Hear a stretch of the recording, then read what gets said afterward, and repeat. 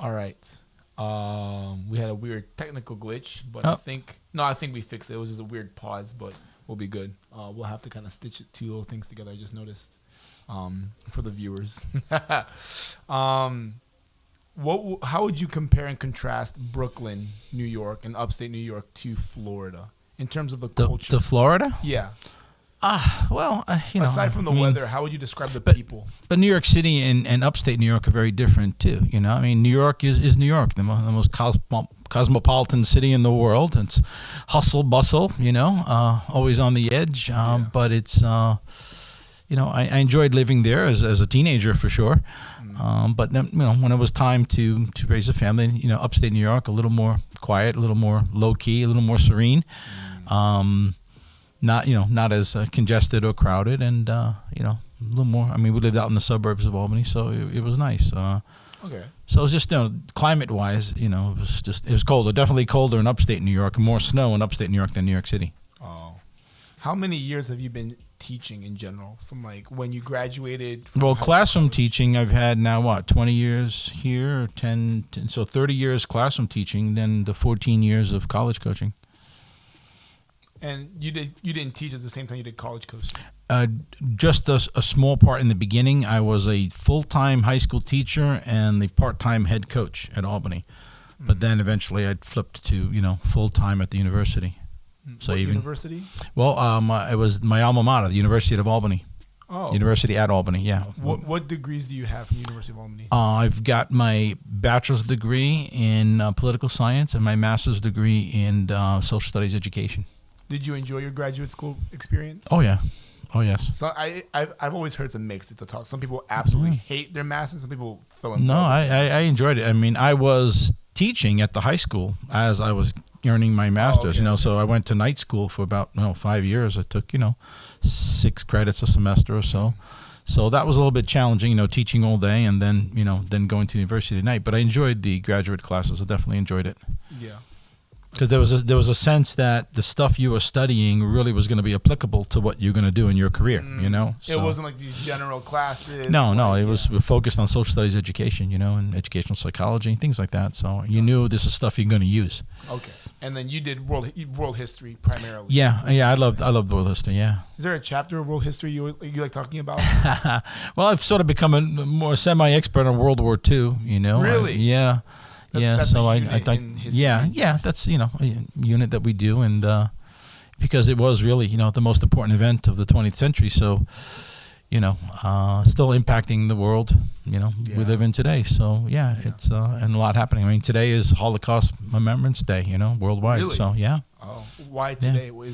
I'm not sure why it was this day, but it was this was the day that was recognized. Yeah. Oh, it's interesting. International Holocaust Remembrance Day. I know that when I took music history at FGCU, music evolves like really slowly and lethargically, but a big thing and a big emphasis is that like World War II really radicalizes music and composers. And, like it's such a jarring event that there's like an actual chapter in musical history that's based on like the effects of World War II.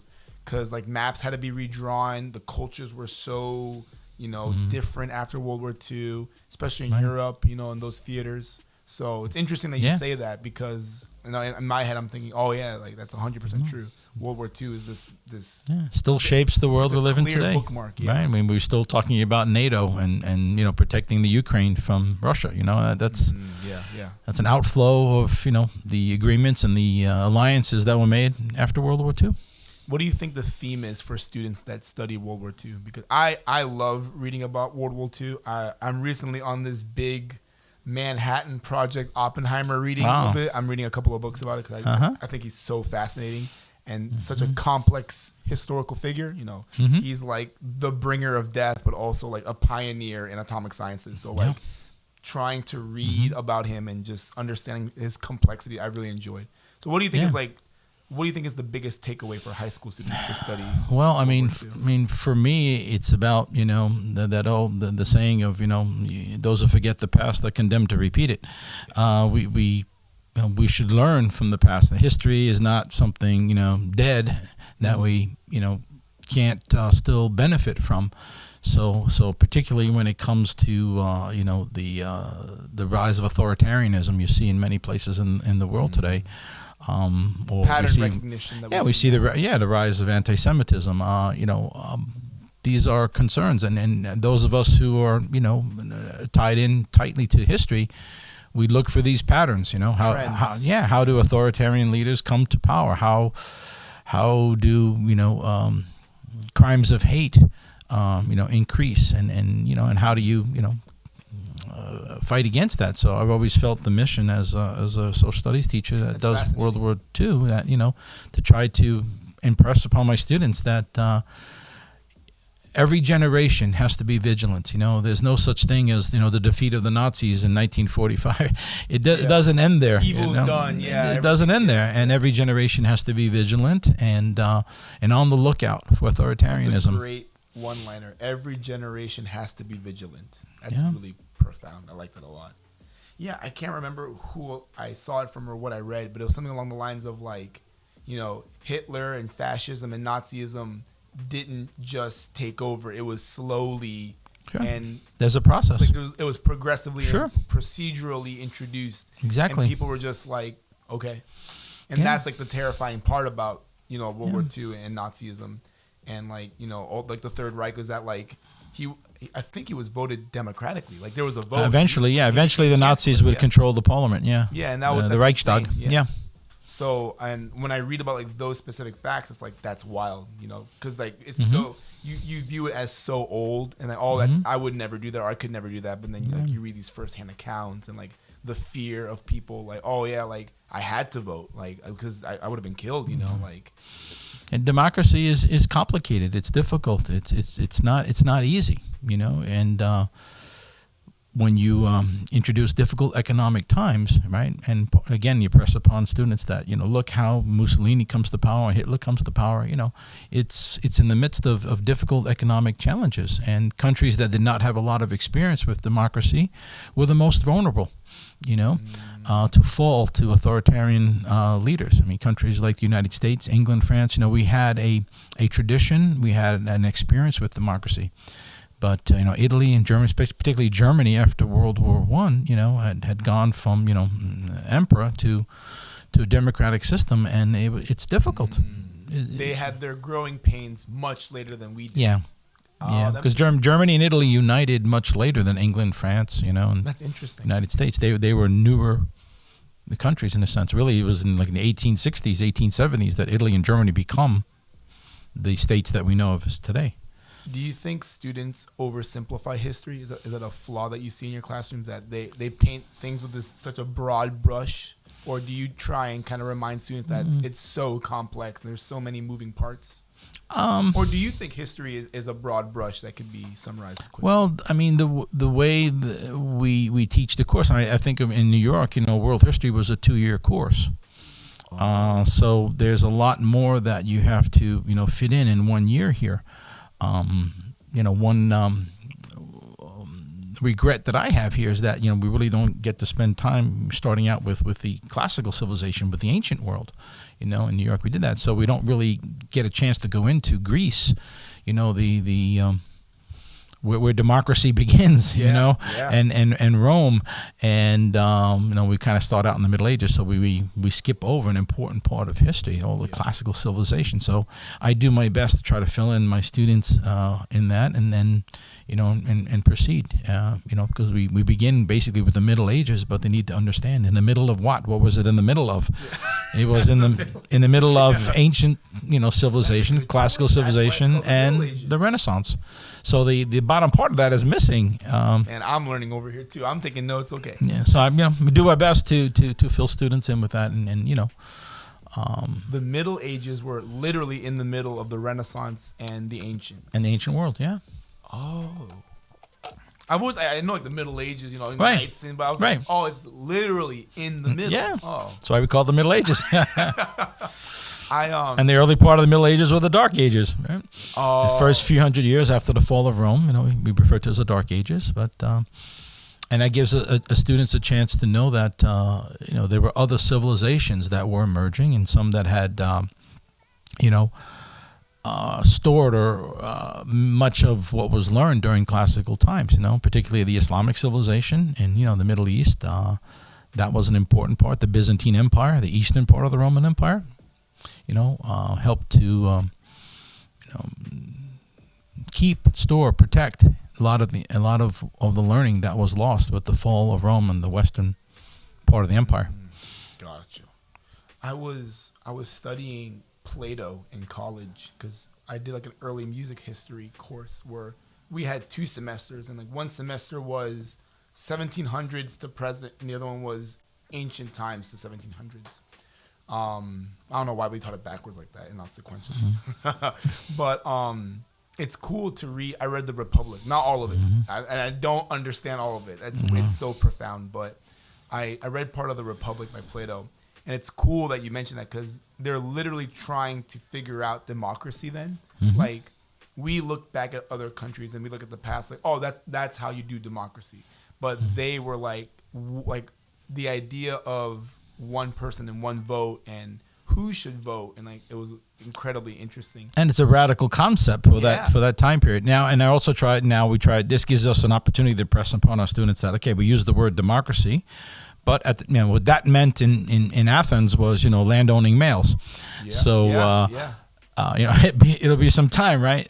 Where before even women could. I tell the kids, my grandmother couldn't vote when she was a young woman, right? They still had not gotten the vote yet, and that's just one generation. So and we talk about I think I mentioned in the after the Civil War, you have African American males that can vote, but still women could not vote. So it took a while, and in the clock of history, it wasn't that long ago. I tried to impress upon my students, it wasn't that long ago. So the concept of democracy varies from time period to time period. Yeah. So where we are today is something that I really enjoyed about the super short stint that I was reading Plato was that a lot of his arguments are still like really relevant. Like there's a small chapter in his book where he talks about how like should everyone really vote, and he jokes how like do you want dumb people voting? But then like it's this whole idea of that he says like if you're on a boat and you probably know like the analogy if there's no captain on the boat and you have to vote for a captain, who you're going to vote for? You're going to vote for the most qualified person. But like in a direct democracy, you can be the most popular person and win a vote, but you're not the most qualified. And so he was grappling, how do you handle popularity tainting democracy versus like sheer qualifications, and like he had some hot takes. He was like. And do you think our founding fathers took that into consideration when they created the Electoral College? I had this conversation because I forgot who I was talking to. I think it was probably my mom or my dad. And I was like, I didn't understand like the Electoral College. I was like, what's the point, And I was like, it's in case it's a really bad vote. It's a safety check, the safety check against the masses. But in the period of information, technology that we live in today, you have to wonder how long will people tolerate this indirect version and ask for, hey, just the popular vote. Should the popular vote decide who the president is, and not this Electoral College mechanism. And I think it's really interesting how that's a conversation that should be had. It's not like everything's fine, we'll just be like you said, like every generation has to be vigilant. Like there's definitely a case for either one. Yeah. And it's such a nuanced conversation. And I've really learned to enjoy the nuance in history, I think. Welcome to political science. Yeah, it's just so fascinating how like you can hear someone give a really convincing take. Sure. And I saw like a YouTube video, and he was like, yeah, like why don't we have an IQ barrier for voting? And then you at first you're like, no way, it's so unfair and unjust. And then like he starts talking, you're like, whoa, like there's like one or two things that are kind of true in this, like, whoa, how do we deal with this? And like the other person in the video was talking about how we should fix our education systems to inform citizens more rather than eliminate the right to vote. And then they were discussing, relatively peacefully, surprisingly, the options. But yeah, I love it. I love World War II stuff because of the same reason. There's there's so many things happening, and it's such a busy chapter in human history that I've learned to just enjoy like reading these nuanced things. And don't forget, the end of World War II brought about the baby boomers, the baby boom generation, who have basically shaped, modern America. Is such a large, percentage of the population. Think about how they've influenced the culture and dominated politics. And here we are. What is America going to look like when the baby boomer generation finally fades out? Leaves the stage. And you got this millennial generation that is ready to challenge the boomers. Yeah. So it'll be interesting to see how that all plays out. Certainly from a political scientist's perspective. So I've heard the term left and right, but what is the fundamental root? Like, what does political science mean? Because when someone hears political science, they think Democrats, Republicans, American two-party system, but like, what is the study of political science? It's a study of governmental systems, basically. So we took courses on comparative democratic systems. How is the American democratic system different, say, than the British? We have a different type of legislature, right? Two houses versus parliament, or they have a prime minister versus our president. So they're different types of democracy. There isn't just one type of democracy, So certainly there are parliamentary democracy, and at the time we studied comparative communist systems, and communism could be different in the Soviet Union than as it was in China. But political science is about the study of the structure, the formation, structure, the organization of governments, how they work. Basically, it's who decides. Who makes decisions over the allocation of society's resources? Ultimately, it's what politics does, right? So, I kind of always think of it in two lenses. Where I like reading about information and studying information and learning as much as I can. But then I also like the interpretation and the philosophy behind it. So like, I like studying how governments work, but then like I also like posing questions like for you, like, do you think power corrupts people? It can. It has. History has shown us that it does, and that's why we have checks. Why we have these checks and balances. Yeah. I mean, that was part of the brilliance of our founding fathers. These very how each branch can check the other. And it's a good thing to have, but at times it can also be stifling. Kind of in that mode where we are now. It's hard to get anything done, It gets in the way of action. Sometimes, yeah. Yeah. That's interesting. Yeah. I was thinking to myself the other day, like, this is my second year teaching high school in general. And I've been a little bit off-put as to the amount of power that we have as a teacher over students. Like, I can tell my students in like from a marching band rehearsal, I was like, hey, just go run for an hour. And like, they might groan and complain, but they'll run. Like, and that was just, I had this weird aha moment where like, I wanted to be like super respectful and careful of this power I have over students. And I was reading about like governments and, like how I was reading the Meditations of Marcus Aurelius. And like, oh wow, yeah, you're back a ways, yeah. But in like, do you know about them? Have you read them at all? The what? So he had like a personal diary, Marcus Aurelius, and he wrote to himself like a journal. Yes. And we heard discovered about that it later, but it's so profound, and he was so humble. And he was like, I need to make sure I'm humble because my people count. It's beautifully written. It's super poetic, and I've been reading that to kind of remind myself that like I need to like make sure that what I'm doing is for the good of the classroom. Like I'm always putting that. I mean, today we look at it as professionalism, professional ethics, right? And as social studies teacher, as a social studies teacher, it's always on our minds to our job is not to influence students politically. Our job is to try to get them to understand, to get them to question for themselves, and But where it gets difficult sometimes, we always, have to play sort of devil's advocate. And I think this is where sometimes people in society think that, we're pushing our own personal political agenda. If you say it's blue, I'm going to make the argument that it's red. You say it's red, I'm going to make the argument that it's blue, because that's, I'm a big believer in the Socratic method of teaching, and, I engage in a lot of discussion, and what I will answer questions with questions. Oh, okay. It's the belief that students learn best when they engage in the conversation, in the debate about what goes on. And, my role as a teacher is to, keep shooting provocative questions at them. And sometimes when they ask a question, I may answer them with another question, to engage in discussion. And that's my teaching style. You're testing to that's see how I was trained. How deeply rooted they know the information. How well do you know your stuff? Or how well can you, organize and defend your own opinion, and your own beliefs, your own values, So, we try to do that, and unfortunately, sometimes I think some people think that you hear a lot of pressure coming from outside, education, and like, we're trying to politically influence kids or push a private agenda, and that I find that hurtful, and I find it insulting, because we try hard to be neutral, but to do our job, we have to argue the opposite side. Yeah.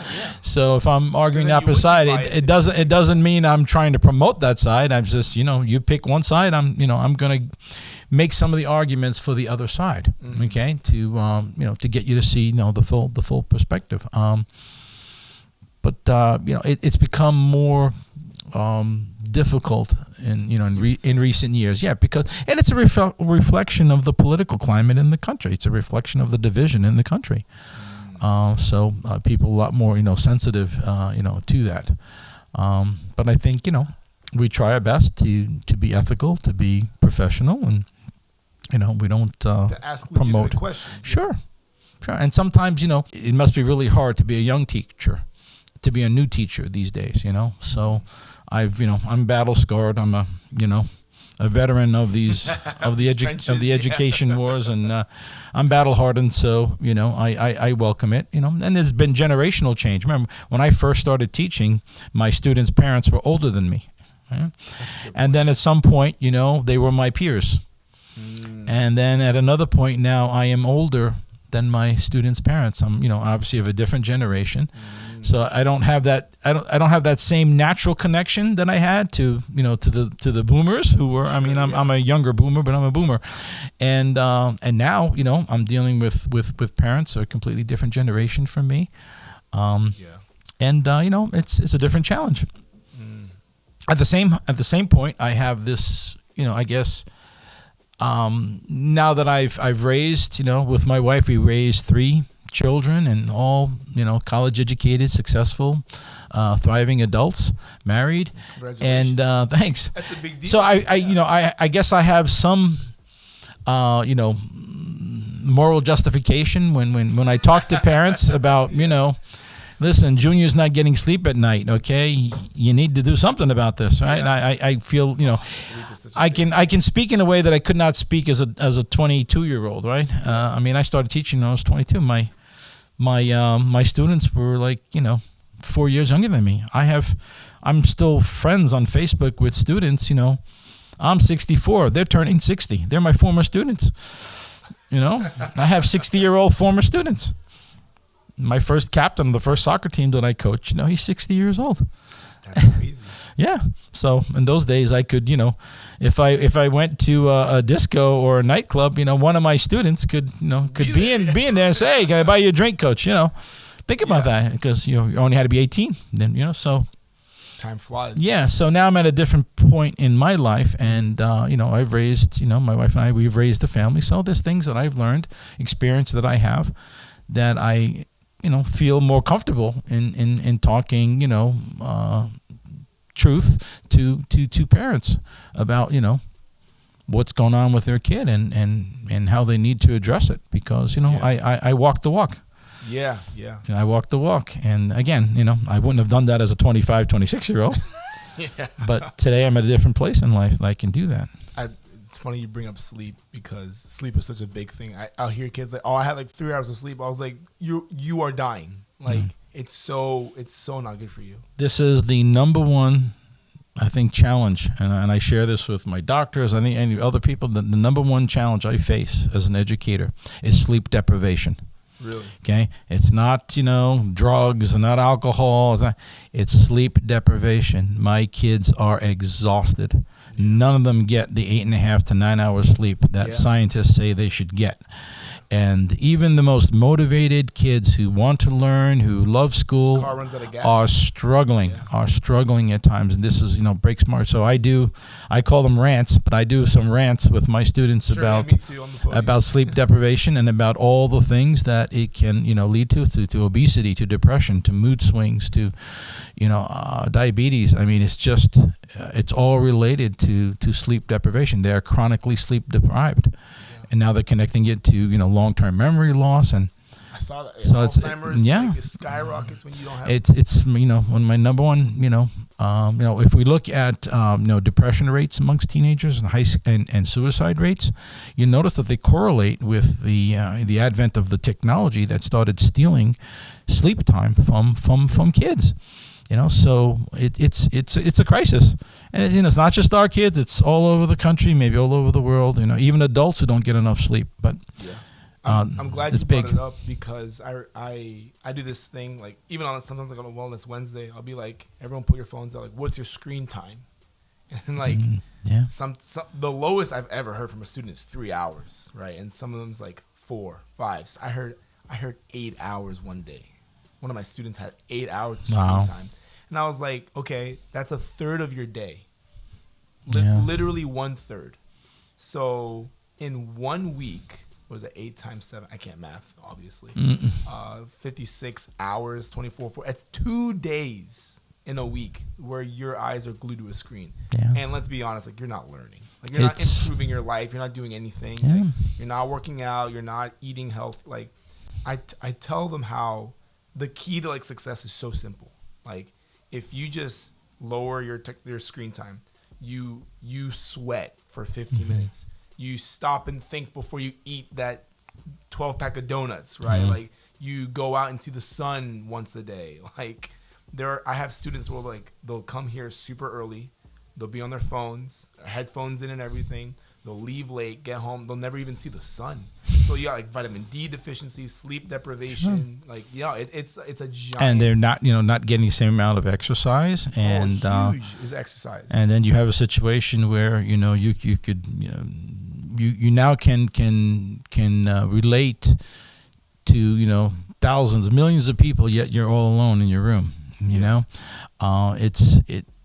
It's critical. We have to address it. Society needs to address it. I'm hoping one light at the end of the tunnel is that our kids are so proficient in technology that they will have a better grasp on how to protect their children from what's out there. I mean, my generation, my wife and I were always a step behind our kids. We couldn't keep up with them, right? They would know more than we knew. But I think today, when I look at how skilled they are with the technology, I think their children will not be able to fool them, get away with stuff because they just so much more comfortable and with the technology. That's hopefully, I hope that's going to be the case, that today's teenager is going to be a parent someday that will really know how to control what their child is seeing on a cell phone. I hope.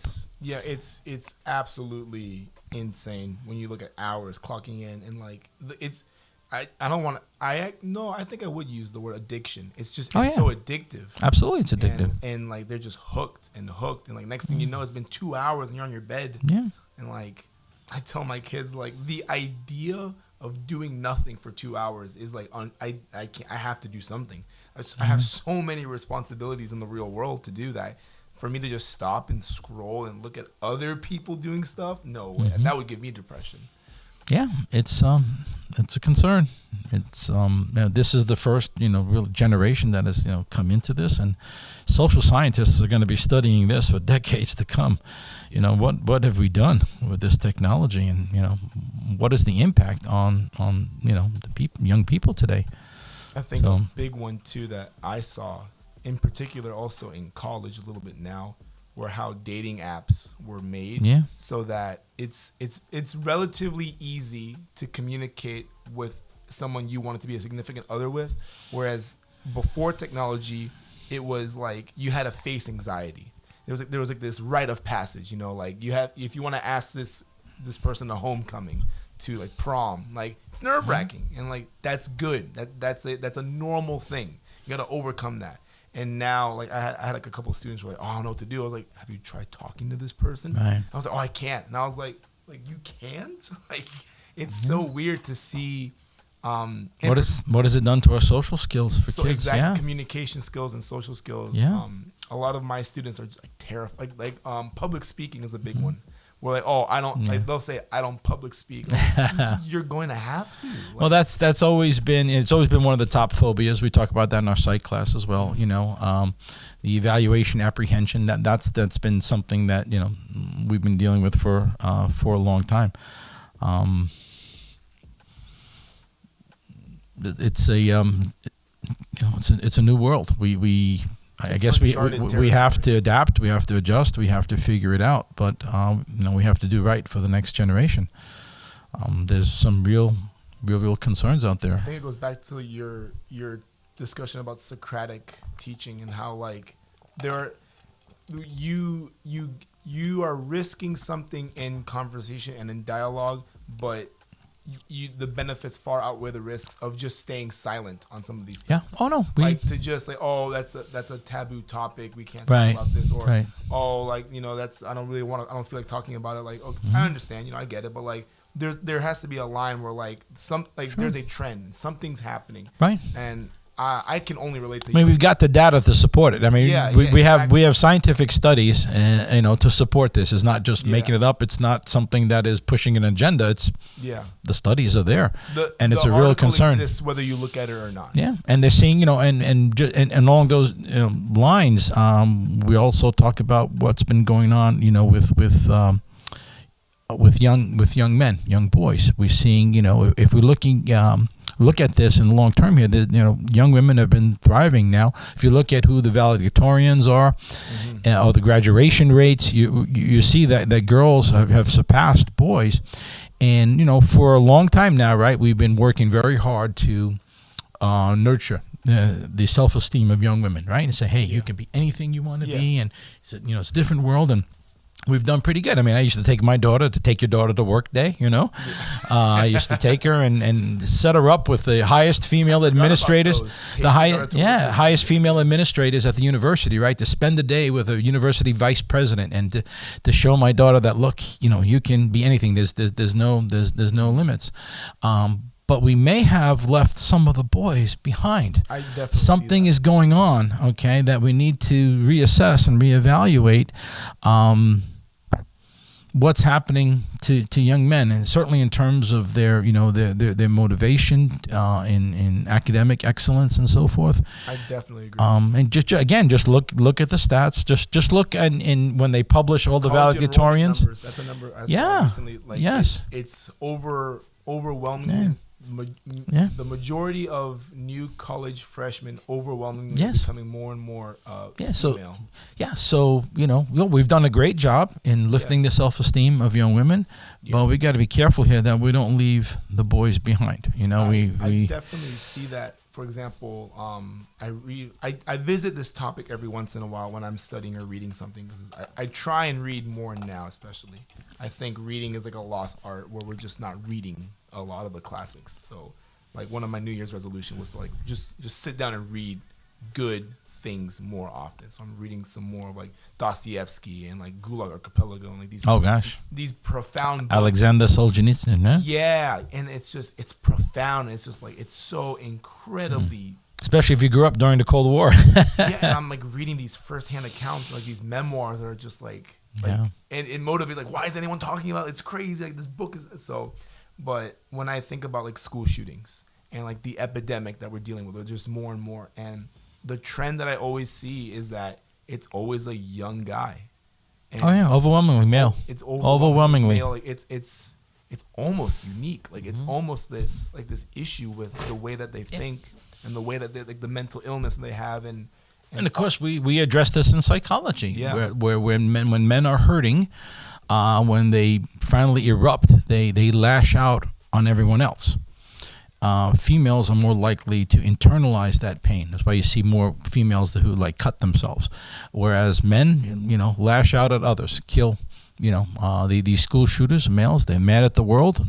They go out and harm everyone else. I tell them about that co-pilot on the Lufthansa flight. He wanted to a couple years ago. He wanted to commit suicide, so he waits for the pilot to go out. He locks him out and crashes a plane into a mountain, kills 150 people or something because he wanted to commit suicide. That's such a male thing, right? You just can't picture a female doing something like that. They don't lash out at everyone else when they're hurting. They tend to internalize. Males just explode, and if I'm suffering, everybody else is going to suffer too. That's been the general trend, and we talk about that in my psych class. Because men are the ones who are most likely to lash out at others, right? But they're the least likely to go get help. Yes. So we have been conditioned, right? Women feel more comfortable in expressing their feelings and how they feel. Men, we've been conditioned to believe that it's a sign of weakness. That we hold our emotions in. We don't. We don't express those things. Otherwise, we'll look weak and we'll embarrass ourselves with our peers. Yeah. And so, because for men, it's all about the status. What's our our status amongst our peers. So those who are most likely to do harm are the least likely to get help. That's an uncomfortable thought. Yeah, I during the summer I visited a couple of manifestos and I wanted to read about because I actually had a good an English teacher, and I'm still friends with that one that taught me in high school. She was like, I was talking to her about why are there so many bad things, and she's like, you have to get inside their head, and you have to read where they're coming from.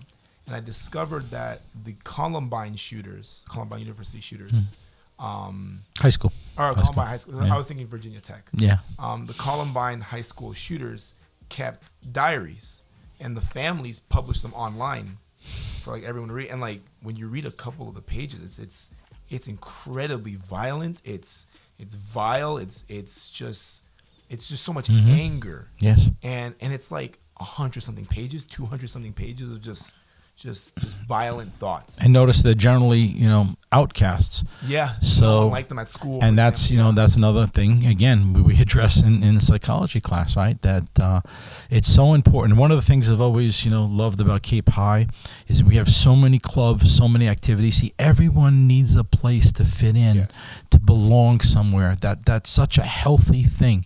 Yeah. And a school that has lots of clubs, lots of sports, lots of things. We give more opportunities for kids to fit in somewhere. Mm-hmm. And when you're fitting in and doing stuff that you enjoy and making friends with, you're less likely to think about going around hurting people. Yeah, you're not you don't feel like you're ostracized. Right. And notice it's often those who are cast aside who lash out. So I always thought that was one of the strengths of this school. My two sons came here, graduated here, and my daughter went to another school. I won't name it, but when we compared the activities, the clubs, and the teachers willing to sponsor these clubs, I mean, it was just a different world. Our kids, our sons had, so many things to do and involved in so many things, and that's just a healthy thing. And I've always thought that was one of Cape High's greatest strengths. We keep as many kids as possible engaged in something extracurricular. Yeah, I definitely agree. Looking back at high school, my high school experience, it wasn't that long ago. But in my high school experience, I always remember my experiences with my friends doing marching band. I was in the drum line, I was with my snare drums, and I remember we went to a McDonald's and we just got kicked out because we were being too loud, and I remember laughing, and I remember that was more important for my character building than all the classes I took. Like, yeah, I had great teachers, and I try to do well in my academics. And for all the listeners here, like, study, do your homework. But I vividly remember like hanging out with my friends, like doing the thing that we like, going to the rehearsals and going to the football games and doing something. Well, there's academic intelligence and there's social intelligence. Right? I was not academically intelligent. We have to nurture both. We have to nurture both. There's a time for academic excellence and work. And is this your last year here at Cape Coral High School? Or is that undeclared? Possibly not sure. Is that no comment? Okay. Let's just say that I'm old enough that any year could be my last year. Okay. So with the topic of retirement, because one of the main attracting features in interviewing you is that you are on, respectfully, you're on the second half of life where you're able to look back and reflect on things that you've done.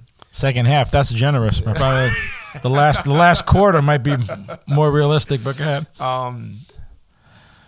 Do you think like it's so like the topic of retirement for me is so weird, and I've had to think about it. I need to do like my pension stuff. I need to get that ball rolling in my head. But like I love what I do so much, and I don't see retirement as an option for me. However, I'm also young and naive, and I'm just so energetic, and and all of my battle-hardened, my mentors are like, you'll get there, So if/when you decide to retire, do you have retirement plans, or Oh, of course, you plan ahead. You make sure your ducks are in a row. But certainly, I'm not one that counts down the days. Definitely not. Okay. There are some people that do. Yeah. I don't feel that way at all. I mean, even there are times we've have days off from school that I wasn't even aware of. A 3-day weekend, I didn't even know we had Monday off. I mean, I enjoy engaging with my students. You do. And I think it keeps me healthier too. It keeps me sharp. Coming in every day and debating with teenagers and and discussing things. I mean, it keeps my mind sharp. So no, I enjoy what I do. Yeah, I do as well. And I think I guess I've reached a point where in my career where I've been given the freedom and flexibility to engage with my classes. I'm not not micromanaged in any way, and so it's still fun. Yeah, it's still fun. It's always been fun to teach. The other stuff that can get in the way. I try not to let that get me down. Mm-hmm. A parent who attacks you from something, or a kid who's angry, whatever. Try not to hold grudges. That's something I also try to do. If I get into a scuffle with you on Monday, and I try to remember Tuesday is a brand new day, because I remember I'm teenagers. Come on, yeah, I'm dealing with teenagers, and I just go back and say, remember when you were a teenager, Aldo? I said, okay, so I just remember. So.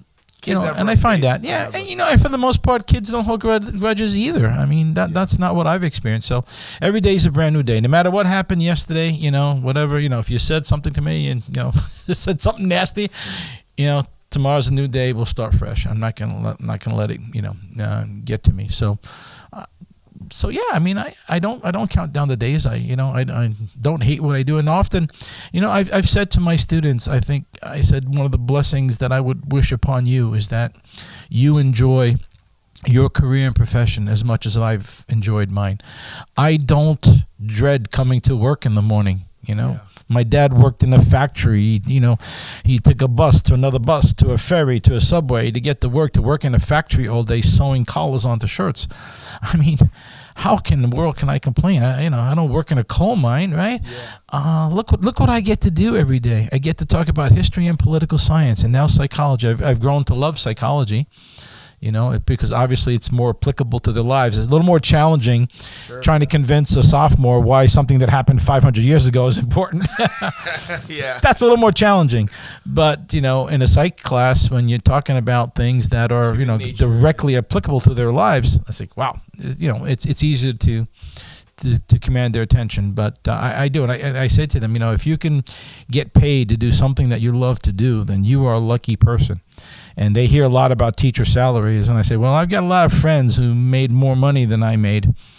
but they hated going to work every day, and they were miserable. And I really never felt miserable coming to work. I'm grateful to spend the day with young people and to talk about stuff that I love. History, political science, psychology. My dad was an immigrant to this country, and sometimes I'll drive back from work.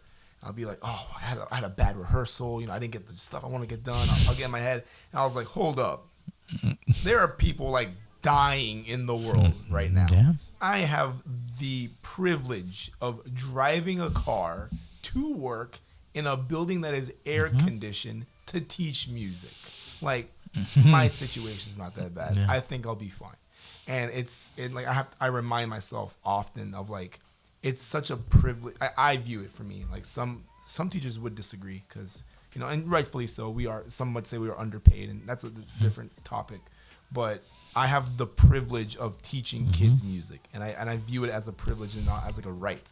I demand this. The fact that my job exists is such a fascinating privilege for me to have, and I love it what I do. We knew, I knew what I signed up for, right? I knew it wasn't going to be rich. I knew it. I knew it wasn't going to be rich, but I was going to spend my time. But soccer played a part in that too, because if you love history and you love soccer, well, inevitably, teaching and coaching was the route for me, and again, I try to tell students, we talk about identity formation for psychology, and I tried to ease or comfort my students in knowing, you can't have it all figured out now. Don't worry about having it all figured out now. Oh, yeah. You're 16, 17 years old, you're still in the process of identity formation. And my advice to them is to try to figure out what your passion is.